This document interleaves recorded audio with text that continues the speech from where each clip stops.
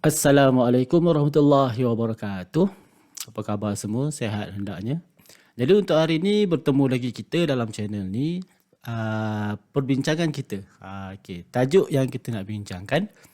Dan hari ini saya nak bawa satu keadaan ataupun satu perkara yang berlaku paling banyak lah, boleh kita katakan antara benda yang banyak dalam Al-Quran, dalam pembacaan Al-Quran kita, iaitu tanwin. Cerita tentang tanwin ni saya dah huraikan dulu, dah bincangkan dulu, dah cerita dah dulu, tapi hari ni nak cerita lagi. Okey. Cerita hari ni tentang beberapa perkara lah yang berkaitan dengan tanwin. Yang pertamanya adalah pada maksud tanwin. Okey, tanwin tu sendiri apa benda? Okey, kata-kata bila kita tanya, bila kita tengok, dihuraikan apakah itu tanwin, terus akan dikatakan tanwin tu adalah baris dua. Tapi ada satu perkara yang mungkin kita perlu pahalusi semula, iaitu apakah maksud tanwin yang sebenarnya. Okey, tanwin ni kalau kita tengok dalam beberapa buku yang berkaitan, yang membincangkan tentang bahagian tajwid, tanwin itu dihuraikan sebagai huruf nun ziyadah, makna nun yang ditambah lah. Jadi tanwin itu adalah nun mati. Okey, tanwin itu sendiri adalah nun mati.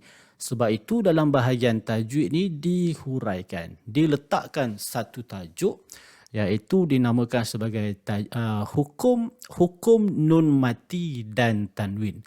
Kenapa tak disebut sebagai nun mati ataupun sebagai mim mati dan tanwin, tapi disebut sebagai nun mati dan tanwin?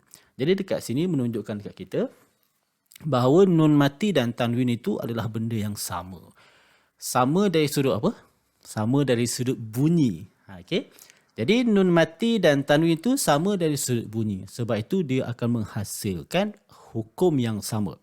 Contoh bila kita kata nun mati bertemu dengan ba, hukum dia iqlab. Maka tanwin bertemu dengan ba juga, hukumnya iqlab. Tapi bila mim mati bertemu dengan ba, hukum dia dah jadi lain. Okey, dia jadi apa? Dia jadi ikhfa syafawi. Okey. Jadi untuk hari ini, saya nak bercerita, nak bersembang-sembang sikit lah tentang bentuk tanda tanwin. Bentuk tanwin yang duduk dalam Al-Quran. Kalau kita tengok, bila kita baca Al-Quran, dia ada beberapa bentuk tanwin. Tanwin dari atas, dari bawah, dari depan tu ialah tanwin tu lah. Tapi bentuk tanwin yang bila baris atas tu dia ada beberapa bentuk. Jadi insyaAllah hari ni kita akan tambah sikit pengetahuan, kita tambah sikit info berkaitan dengan bentuk-bentuk tanwin dan apakah fungsi tanwin yang bentuk tu. Kenapa bentuk tu ditulis macam tu, kenapa bentuk ni ditulis macam ni, dan apakah fungsi bentuk yang ditulis macam tu kan. Okey. Jadi untuk hari ni kita nak tengok sikit. Okey, kita pergi kat sini. Apa itu tanwin? Kita masuk dulu. Apa itu tanwin? Tanwin adalah nun mati. Bila dia kata tanwin yang kita kata baris dua tu kan, tanwin adalah nun mati. Bunyi nun mati lah. Okay, jadi bunyi nun mati. Jadi tanwin dan nun mati itu adalah bunyi yang sama. Jadi untuk hari ini kita nak tengok macam mana bentuk tanwin yang berada dalam Al-Quran. Perasan tak kita? Dalam Al-Quran itu dia ada beberapa bentuk tanwin, yang mana bentuk-bentuk tanwin itu akan menentukan jenis bunyi. Sebabnya kita, kalau kita nak menghafal huruf-huruf hukum, contoh kan, contoh bila kita kata hukum izhar halqi, hurufnya ada 6. Hukum ikhfa hakiki, hurufnya ada 15 je, tak banyak pun kan, 15 je. Hukum idgham ma'al ghunnah, dia ada 4 huruf. Okey, jadi bila kita nak menghafal huruf-huruf tersebut, mungkin dekat situ dia agak payah sikit. Dia agak payah sikit bagi kita ni nak menghafal huruf. Tapi kalau kita dah hafal, okey lah. Kan? Kita dah hafal, okey. Bagi mereka yang belum hafal, mungkin kaedah yang saya nak ceritakan ni adalah kok lah boleh membantu. Dia harapnya boleh lah ya. Okey, kita tengok sikit. Ini maksud Bila dikatakan tanwin itu adalah bunyi nun mati ataupun nun ziyadah lah. Bunyi nun mati itu sendiri. Okey? Apa maksud tanwin? Tanwin adalah bunyi nun mati. Cuba kita elakkan. Kalau ditanya, apakah itu tanwin? Tanwin itu baris dua.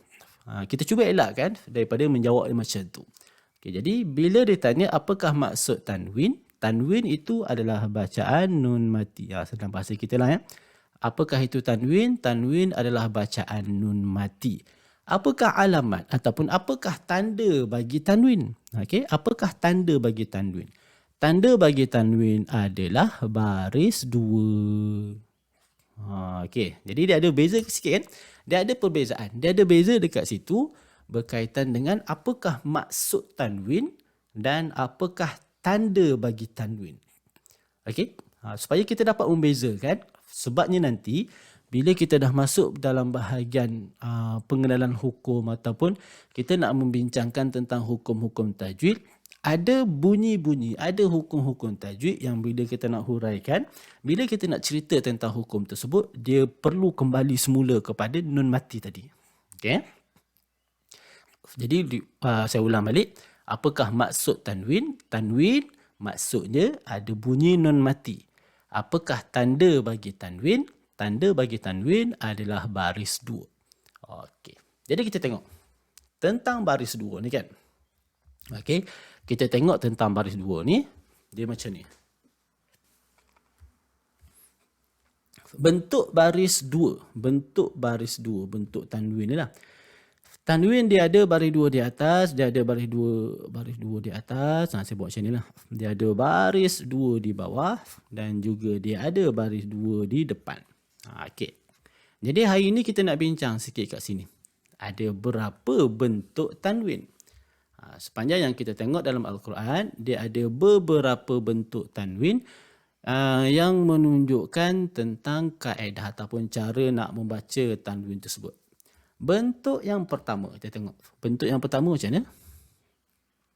Bentuk yang pertama kita akan nampak tanwin itu dalam keadaan selari ni, atas dan bawah ni.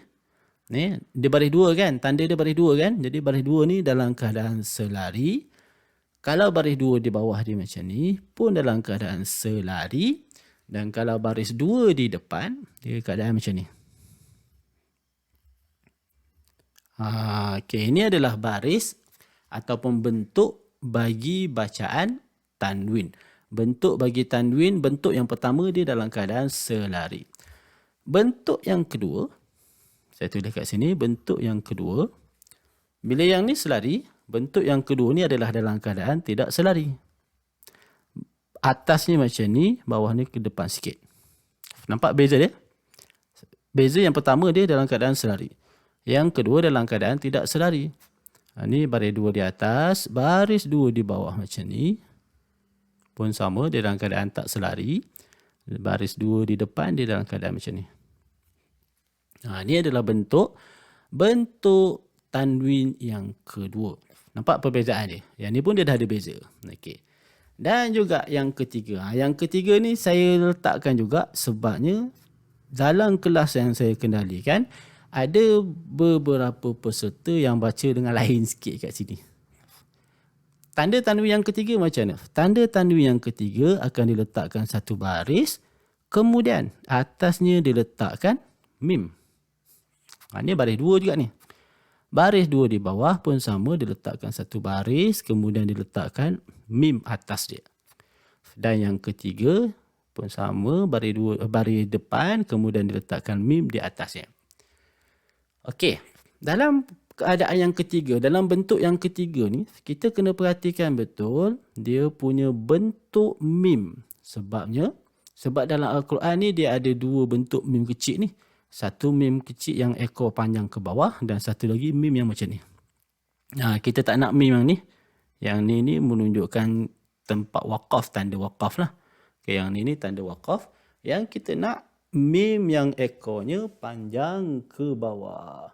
Jadi mim yang ekornya panjang ke bawah inilah yang kita nak bincangkan pada hari ini. Okey, nampak? Dalam bentuk tulisan dia, Tanda tanwin tu dia ada 3 bentuk. Ingat, bentuk yang pertama bentuk yang selari, bentuk yang kedua bentuk yang tidak selari, dan juga bentuk yang ketiga itu adalah bentuk yang ditambah. Okey, dia buat satu baris dan juga ditambah mim kecil di atasnya. Perlu juga untuk kita berhati-hati tentang mim kecil tu. Bagaimana bentuk. Okey, kita nak bentuk dia tu. Bentuk mim kecil tu. Okey, kita dah tengok tentang tiga bentuk penulisan dia. Jadi sekarang kita nak tengok pula apakah fungsi. Okey, bentuk-bentuk tu apa fungsi dia? Yang pertama, apabila kita baca Al-Quran dan kita nampak kedudukan dia, tanwin itu dalam keadaan selari, ini kumpulan yang pertama. Bila kumpulan yang pertama, maksud bacaan itu mestilah tanwin ini dibaca dengan jelas. Okey, bentuk yang pertama ni kita akan baca dia dengan bentuk bacaan yang jelas. Okey. Jelas tu yang macam mana? Apakah maksud jelas kat situ? Jelas itu kita balik semula tentang nun mati tadi. Apakah maksud tanwin tadi? Tanwin adalah nun mati. Jadi bila tanwin itu nun mati, dikatakan pula bacaan itu mesti dibaca dengan jelas. Maksud dia kita kena baca tanwin itu dengan hanya menyebut nun mati sahaja. Okey, hanya menyebut nun mati sahaja, tak boleh kita nak tambah-tambah dengan bacaan ataupun bunyi yang lain. Baik, kita cuba cari contoh dia. Okey. Kita cuba cari contoh dia. Kalau kita perhatikan dalam bacaan kita, dalam ayat ni. Ni contohlah, contoh Quran saya ni. Okey. Kita perhatikan pada tanwin yang macam ni. Okey, kita perhatikan pada tanwin ni. Ini kan sama macam tadi kan?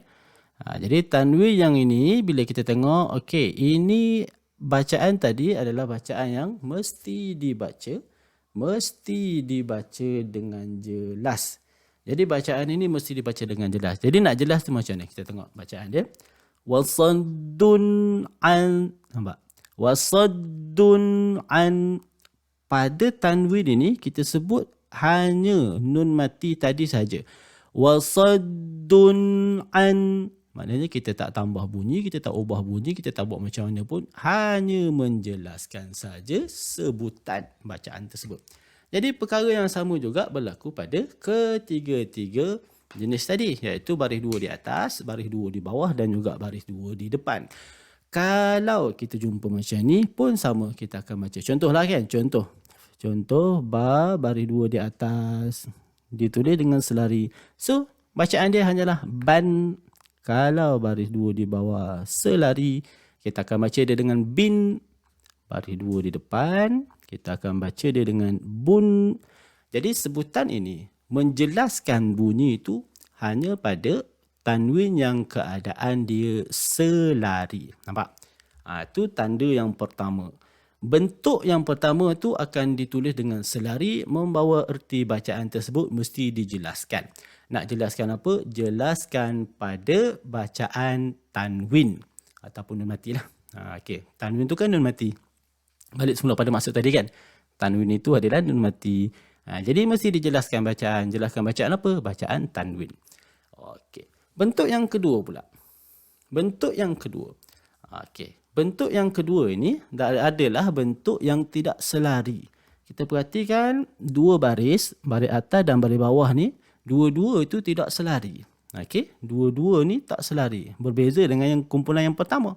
Kumpulan yang kedua ni ditulis dengan tidak selari. Apabila bentuk penulisan itu tak sama, makna dekat situ besar kemungkinan bentuk bunyi bacaan itu juga adalah tidak sama. Okey, kalau kumpulan yang pertama yang ditulis dengan selari ini membawa maksud bacaan itu jelas. Okey. Jadi benda tanwin yang tidak selari ini adalah dibaca dengan tidak jelas. Okey, tidak bolehlah kita baca dia dengan jelas. So tak jelas lah. Sebutan bagi bacaan yang tidak selari ni, kita tak boleh jelas bunyi nun mati dan bunyi tanwin macam tadi kan. Wasaddun, kita dah tak boleh dah bunyi dun kat situ. Okey. Dun itu dah tak boleh dijelaskan. Jadi bila dah tak boleh dijelaskan, dia perlu dibaca dengan bentuk ataupun dengan cara sebutan yang lain. Okey, contohnya macam ni. Kan ayat yang tadi ni kan. Muka surat yang tadi kita nampak. Ini yang jelas, kemudian yang ni tak jelas, yang ni tak jelas. Nampak bentuk dia. Bentuk yang ditulis berbeza. Kalau macam ni, kita nak baca macam ni, kita akan baca dia. Qul qitalun. Kita tak boleh sebut jelas kat sini. Qul qitalun fi. Nampak? Lun fi, salah. Ataupun kabirun wasaddun. Jadi bacaan itu adalah bacaan yang salah. Okay, salah dari sudut tajwid dia. Jadi bacaan ini tak boleh dijelaskan. So tak boleh sebut jelas nun mati tu. Tak boleh sebut jelas bunyi tanwin. Qul qitalun fihi kabirun wasaddun an sabilillah. Okay, nampak perbezaan dia? Yang ni dah tak boleh jelas. Dah tak boleh disebut dengan jelas. Pada ni bentuk yang macam ni. Sama je macam ni kan. Yang ni kita tengok dia baris 2 di bawah, tapi dia ditulis dengan keadaan yang tidak selari. Jadi bila tak selari tak boleh baca jelas. Qitalin fihi, salah. Maka kita akan baca dia dengan bacaan yang tidak jelas. Tak jelaskan bunyi, tidak menjelaskan bunyi tanwin. Qitalin fihi. Nampak? Yas'alunaka 'anil syahril harami qitalin fi. Nampak ni sebutan untuk tanwin yang tidak selari. Nampak? Kita dah pun ada 2 jenis bacaan. 2 bentuk bacaan. Bacaan yang pertama sebutan yang mesti dijelaskan, dan bacaan yang kedua sebutan yang tidak boleh dijelaskan. Maknanya dia lawan lah. Yang pertama tu kena baca dengan terang. Kena baca dengan jelas bunyi tanwin tu. Yang kedua pula tidak boleh menjelaskan sebutan tanwin. So dia ada 2 jenis sebutan. Sebab dia ada 2 bentuk tulisan bagi bacaan tanwin. Okey, jadi yang ketiga pula macam mana? Okey, yang ketiga ni kita akan tengok dia itu ditulis dengan ada mim. Okey, yang ni penting juga. Sebab apa penting ni? Sebabnya ada peserta yang datang mengaji, yang join mengaji. Jadi mereka ni membaca pada bacaan ini dengan bacaan yang salah. Okey. Salah macam ni nanti saya terangkan. Bila kita baca Al-Quran dan kita jumpa bentuk-bentuk yang macam ni, maka dekat sini kita perlu bunyi yang berbeza. Tak boleh menjelaskan, tak boleh macam ni. Okey, tidak dijelaskan. Dan juga cara bacaan yang ketiga ni adalah kita kena tukar. Kita kena tukar. Tukar apa? Tukar bunyi tanwin kepada tanwin. Saya tulis sini tanwin kepada mim. Okey. Jadi ini adalah bacaan untuk bacaan yang tanwin yang ada tanda mim dekat atas. Tiba-tiba je. Tiba-tiba dah berbunyi pula kan. Okey, kita tengok kat sini. Contoh yang saya nak bagi. Contoh yang saya nak datangkan dekat sini.